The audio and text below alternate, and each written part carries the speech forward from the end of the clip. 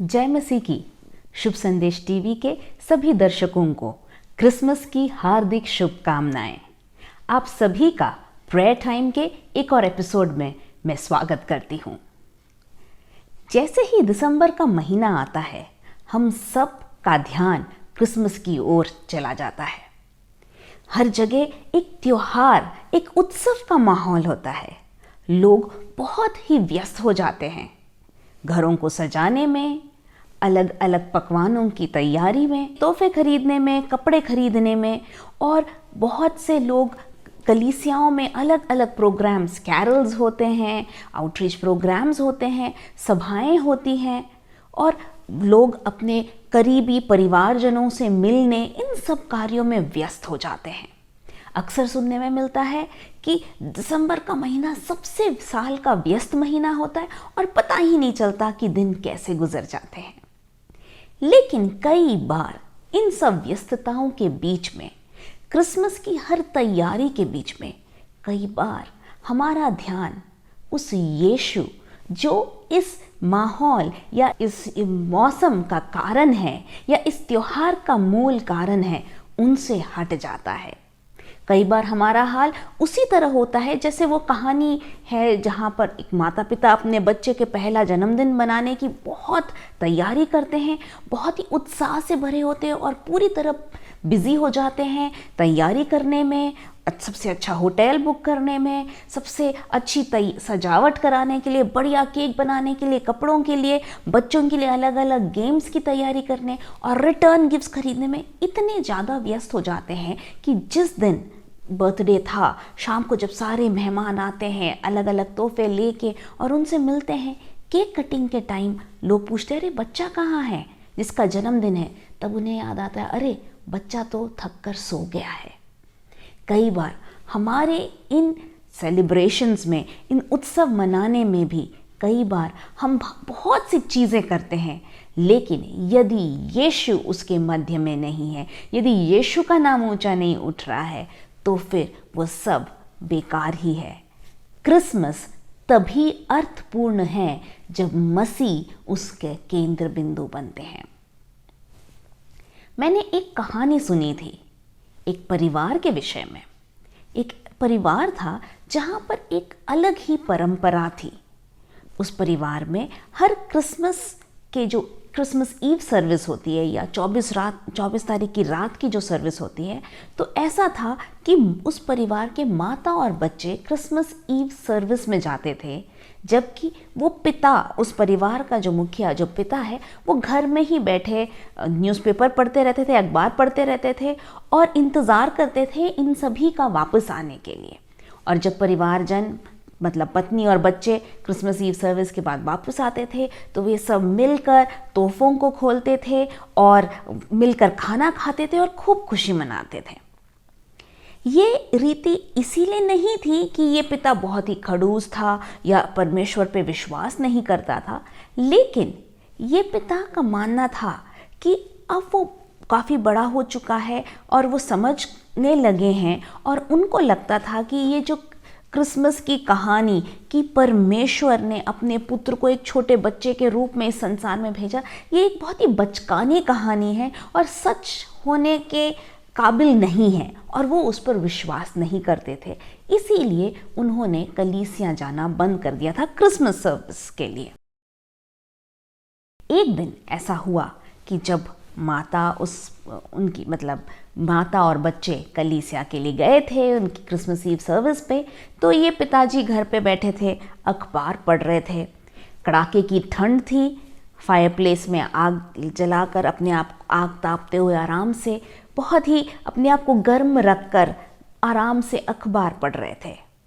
उसी समय उन्हें कुछ खटखटाहट की आवाज़ आती है और वो मुड़ के देखते हैं तो खिड़की पे कुछ टकरा रहा है। ध्यान से देखने पे उन्हें समझ में आया कि एक छोटी सी चिड़िया वो ठंड से बचने के लिए किसी तरह घर के अंदर आने की कोशिश कर रही थी और बार बार आकर उस कांच की खिड़की पे टकरा रही थी। पर वो कोशिश ये कर रही थी कि किसी तरह बाहर की कड़ाके की ठंड से बच जाए। इस व्यक्ति को उस चिड़िया पे तरस आता है और वो उठकर घर से बाहर जाता है उस चिड़िया को घर के अंदर लाने के लिए।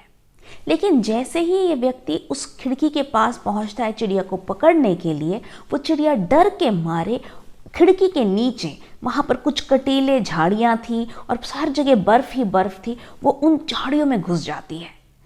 वो चिड़िया इस बड़े व्यक्ति को, इस महान व्यक्ति को, इस विशाल व्यक्ति को देखकर घबरा गई थी और वो समझ ही नहीं पा रही थी कि ये व्यक्ति वास्तव में उसको बचाने आया था। ये आदमी झुकता है, उन कटीली झाड़ियों के अंदर हाथ डालकर उस चिड़िया को पकड़ने की कोशिश करता है, लेकिन जितना वो उसके पास पहुंचने की कोशिश कर रहा था, उतना ही ये चिड़िया उससे दूर और झाड़ियों के अंदर जाती जा रही थी और अपने आप को भी चोट पहुंचा रही थी और इस व्यक्ति को भी उन झाड़ियों से चोट लग रही थी।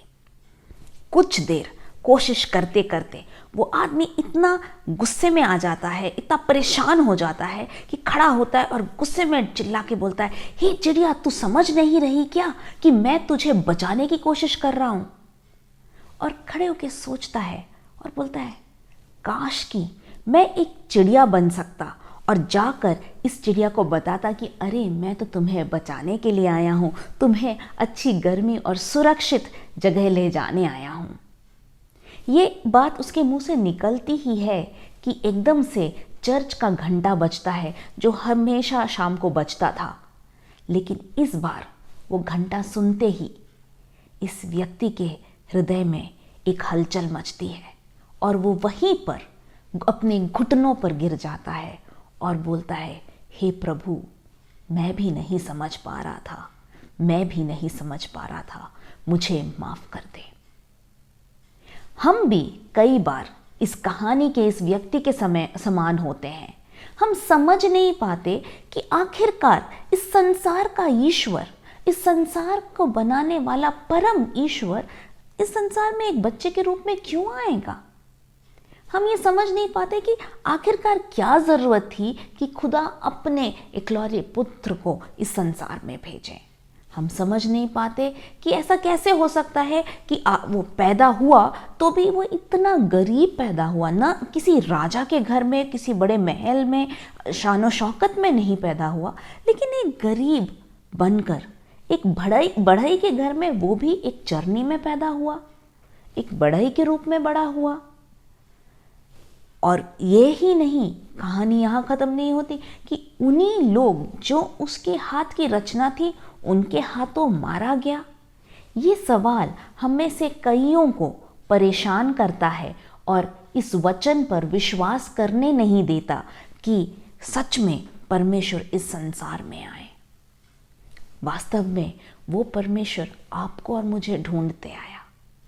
यदि हम वचन में देखें तो हम समझ सकते हैं, बाइबल की पहली पुस्तक उत्पत्ति में ही बताया गया है कि परमेश्वर ने जब मनुष्य को रचा, जब मनुष्य को बनाया, उसने हमें पाप में नहीं बनाया था, उसने हमें अपने स्वयं के स्वरूप में बनाया था।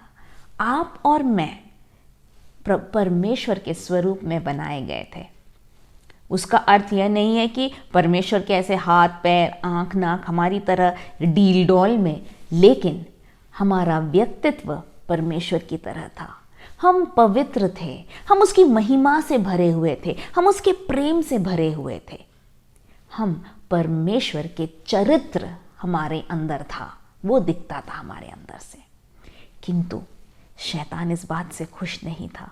वो संगति जो परमेश्वर और मनुष्य के बीच में थी, वो उसे खल रही थी और वह इस प्रयास में था कि किस तरह ये जो रिश्ता था परमेश्वर और मनुष्य के बीच में, इसमें एक दरार लाए। और वो उसमें सफल होता है जब वो हवा के पास आता है और उसके मन में एक शक का बीज बोता है। वो हवा से पूछता है, क्या सचमुच परमेश्वर ने कहा है कि यदि तुम इस पेड़ के फल को खाओ तो मर जाओगी? और वो शक जो उसने बोया था, वो हवा को अगले कदम तक ले जाता है और वो देखती है कि वो फल कितना दिखने में सुंदर है और मन में सोचती है कितना खाने में कितना मीठा होगा, और उस तरह वो उस पर हाथ लगाती है, बढ़ाती है, उसे खाती है, खुद तो खाती है, उसके पति भी उसके साथ में खाता है। जैसे हमें पता है, वह एक कार्य जो अनाज्ञाकारिता का, परमेश्वर की आज्ञा को तोड़ने का एक कार्य जो वो वहां करते हैं, उसके फलस्वरूप मनुष्य जाति पाप में पड़ जाता है। सिर्फ वो दोनों नहीं, लेकिन उनके द्वारा सारे मनुष्य जाति में पाप फैल जाता है। और इसी तरह हम पाप के बंधुआई में आ गए थे। इसी तरह मनुष्य और परमेश्वर के बीच में जो रिश्ता था वो टूट गया। लेकिन परमेश्वर वहां हार नहीं मानते। जैसे हमने कहानी में पढ़ा कि वो व्यक्ति जब अभी हमने कहानी में कि वो व्यक्ति जब उस चिड़िया को बचाने के लिए आता है तो वो क्या कोशिश करता है, उसको पकड़ने की कोशिश करता है, उस तक पहुंचने की कोशिश करता है। उसी तरह परमेश्वर ने अपने प्रेम में हम तक पहुंचने की कोशिश की। यदि हम पढ़ें रोमियो 3:23 में लिखा है कि सब ने पाप किया है और परमेश्वर की महिमा से रहित हैं। परमेश्वर की उपस्थिति में हम सब पापी हो गए थे, वो उस पाप के कारण जो हमारे पूर्वजों के द्वारा हमारे अंदर प्रवेश हुआ। लेकिन परमेश्वर ने हमें वहां नहीं छोड़ा। पिता का हृदय था कि वो जो रिश्ता पिता और मनुष्य के बीच में था, जो पाप के कारण टूट गया, पाप के कारण जो खाई आ गई बीच में, उसको जोड़े। और वो उसके लिए निरंतर प्रयास करते रहे। उन्होंने आज्ञाएं दी। मूसा को हम जानते हैं, इज़राइली कौम को उन्होंने चुना। उन लोगों को चुनकर एक खास जाति के रूप में उन्हें खड़ा किया। मूसा को वो 10 आज्ञाएं दी, बहुत से नियम और व्यवस्था दी कि इसके अनुसार, ताकि वह सत्य के मार्ग में चले, ताकि अपने आप को पवित्र रखें। और यदि कोई पाप में गिरता था तो अलग अलग बलिदान बताए गए, क्योंकि लहू बहाए के बगैर पाप की क्षमा नहीं होती। किंतु वह व्यवस्था मनुष्य को बचा न सकी, वापस परमेश्वर के साथ जोड़ न सकी। लेकिन परमेश्वर वहां हारे नहीं। उन्होंने वहां हाथ न छोड़ा, उन्होंने फिर प्रयास किया। इसके बाद परमेश्वर ने न्यायियों को भेजा। इज़राइल के कौम में जब तक न्यायी थे, जब तक एक न्यायी राज्य करता था, तब तक लोग परमेश्वर के पीछे होके चलते थे। किंतु यदि वचन हम पढ़ें तो हमें पता चलता है, जैसे ही एक न्यायी की मृत्यु होती थी, लोग वापस अपने राह में चलने लगते थे। करते करते इंसान परमेश्वर से दूर जाते जा रहा था। लेकिन परमेश्वर यहाँ हार नहीं माने। जब लोगों ने न्यायियों के बदले एक राजा को मांगा तो परमेश्वर ने बोला कि तुमने मुझे ठुकराया है। मैं आज तक तुम्हारा राजा था, लेकिन अब तुम्हें एक व्यक्ति के रूप में राजा चाहिए। इसके बाद भी परमेश्वर अपने नबियों को भेजते रहे। नबी परमेश्वर की वाणी लोगों तक पहुंचाते रहे। बार बार परमेश्वर का वचन, जब भी इज़राइल के लोग परमेश्वर से दूर हो जाते या अपने मनों को कठोर कर देते, तब नबी परमेश्वर के संदेश को लेके आते। और कई बार उन पर अलग अलग राज्यों ने चढ़ाई की, वो बंधुआई में गए। और इस तरह हम देखते हैं कि परमेश्वर निरंतर कोशिश करते रहे कि वह खाई जो मनुष्य और परमेश्वर के बीच में आई थी, उसे भर सके या उसे दूर कर सके। इस बीच मनुष्य में भी परमेश्वर के बगैर एक खालीपन आ गया है। और मनुष्य भी कोशिश कर रहा था कि अपने सृष्टिकर्ता को ढूंढे, किंतु मनुष्य में कई बार गलत जगहों में ढूंढा। वह उस परमेश्वर को ढूंढने के बजाय सृष्टि में परमेश्वर को ढूंढने लगा। वह ढूंढने लगा कि जिस तरह अपने चारों ओर सूरज और चांद, जो कि परमेश्वर की सृष्टि थे, उनमें ईश्वर को ढूंढने लगा। वो जानवरों और पौधों में ईश्वर को ढूंढने लगा। आखिरकार वह उसकी भूख थी, उसका जो खालीपन था, जो उसे इस ओर ले जा रहा था। किंतु परमेश्वर ने वह कदम उठाया।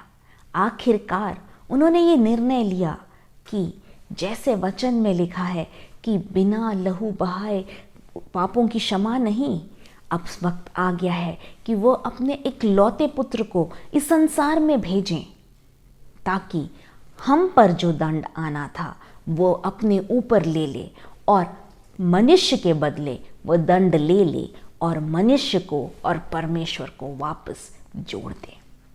तभी तो यूहन्ना 3:16 में लिखा है कि परमेश्वर ने जगत से ऐसा प्रेम रखा कि उसने अपना इकलौता पुत्र दे दिया, ताकि जो कोई उस पर विश्वास करे वो नाश न हो परंतु अनंत जीवन पाए। वो परमेश्वर का प्रेम था जो यीशु को इस संसार में आने में मजबूर किया।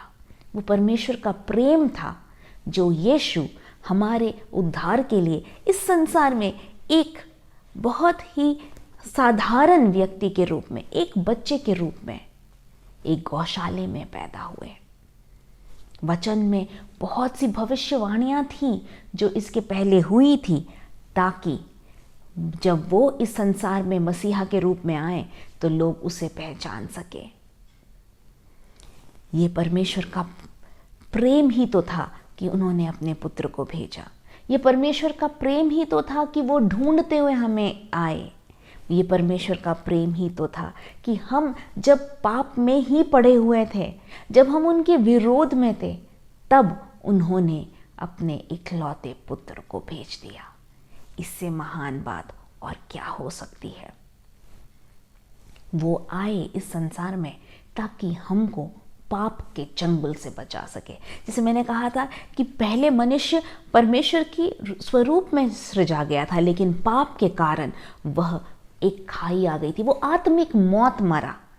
लेकिन जब यीशु हम इस संसार में आए और उन्होंने अपने प्राणों को दिया और वो मारे गए, गाड़े गए और जी उठे, उनके जी उठने के द्वारा हमें पापों से छुटकारा मिला। उनके वो कोड़े खाने से हमें चंगाई मिलती है। उनके वो श्राप उठा लेने से या क्रूस पर टांगे जाने से हमें श्राप से मुक्ति मिली है।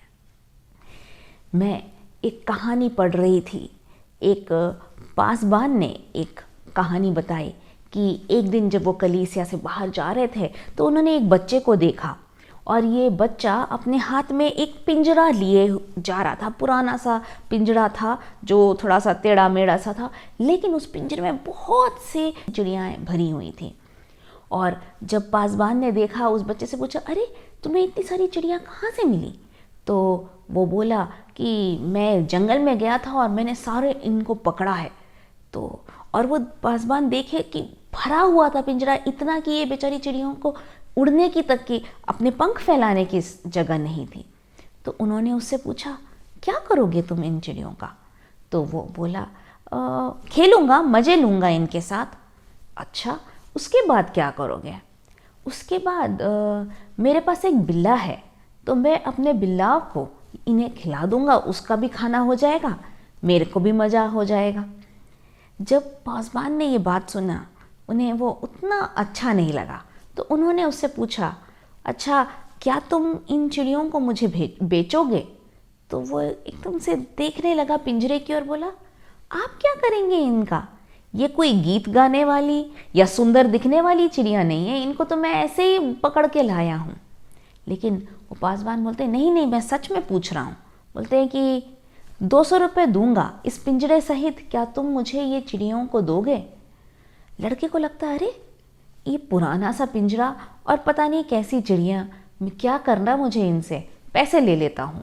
और उसने झट क्या किया, पासबान से पैसे लिए और पिंजरा उन्हें थमाया और खुशी खुशी से वो पैसे लेके भाग गया। पासबान ने वो पिंजरा लिया, वो चर्च के पीछे गए और वहाँ जाके उन्होंने उस पिंजरे को खोल दिया। जैसे ही खोला, उस चिड़िया उसमें से फड़फड़ाती हुई निकली और उड़कर चली गई। अगले सप्ताह पासबान वो पिंजरा लिए कलीसिया में गए और उन्होंने इस कहानी को बताया। उन्होंने कहा, उस लड़के ने तो कहा था कि ये कोई गीत गाने वाली या कोई सुंदर चिड़िया नहीं थी या ज़्यादा आपको मनोरंजन आपका नहीं करती, लेकिन जब मैंने वो पिंजरा खोला, जब वो उड़ती हुई बाहर गई, ऐसा लग रहा था मानो वो गीत गाते हुए जा रही थी। फिर उन्होंने बताया, यही है जो परमेश्वर ने हमारे लिए किया, यही है जो यीशु ने हमारे लिए किया। जब हम पाप में गिर गए थे तो हम शैतान के अधीन हो गए थे, हम उसकी बंधुआई में आ गए थे। उसने हमें पाप के पिंजरे में बंद कर लिया था। हमारे लिए कोई आशा नहीं थी। वो नरक ही आखिरकार हमारे लिए वो स्थान था, क्योंकि हम आत्मिक मौत की ओर बढ़ रहे थे। लेकिन यीशु तब आया, उसने वह दाम चुकाया वो पैसों से भी बढ़कर है, किसी के सोच से, किसी की समझ से, किसी के देने से परे है।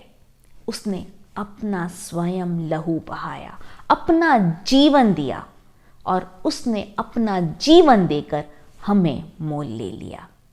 और इसीलिए अब हम यीशु के लहू द्वारा खरीदे गए हैं। लेकिन परमेश्वर का वचन, जैसे मैंने कहा, परमेश्वर ने जगत से इतना प्रेम किया कि अपना इकलौता पुत्र दे दिया, कि जो कोई उस पर विश्वास करे वो अनंत जीवन पाए। बस इतना ही करना है कि हम उस यीशु के संसार में आने का कारण समझें। बस इतना ही करना है कि हम समझें कि यीशु पैदा हुए क्योंकि वो हम तक उद्धार लाना चाहते थे। वो मनुष्य जाति को परमेश्वर से वापस जोड़ना चाहते थे, उस खाई को खत्म करना चाहते थे। जब हम इस सच्चाई को समझते हैं, जब हम उसको जानते हैं, तब परमेश्वर यीशु को अपने जीवन में ग्रहण करते हैं, और यीशु हमारे जीवन में आता है और हमें अनंत मृत्यु से अनंत जीवन की ओर ले जाता है। यही तो था यीशु का इस संसार में आने का मकसद।